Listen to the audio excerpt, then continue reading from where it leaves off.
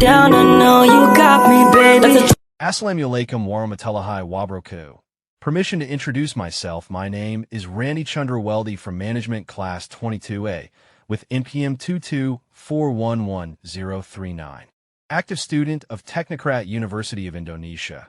Here, I will discuss about corporate governance. In this modern era, companies are not only required to seek profits, but also to operate transparently, ethically, and responsibly.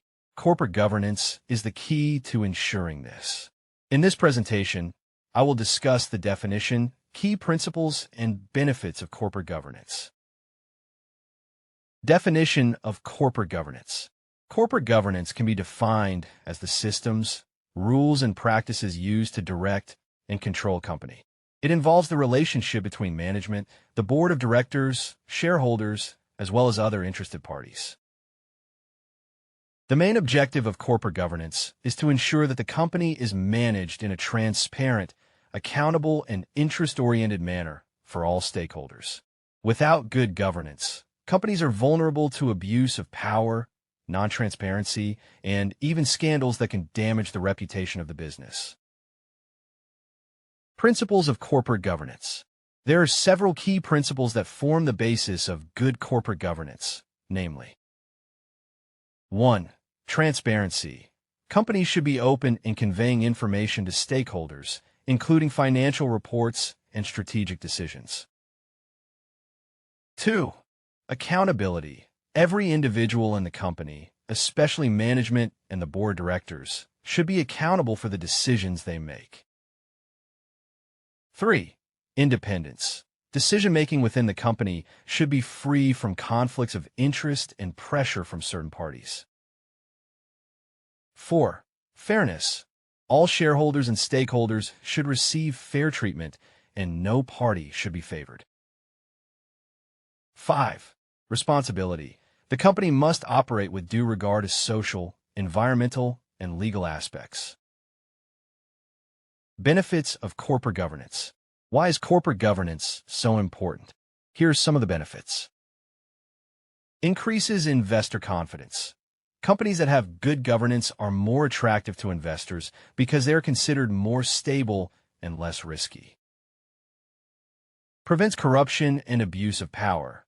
With strict oversight, the risk of unethical business practices is minimized.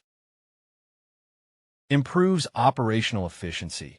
Good governance structures help companies operate more effectively and efficiently.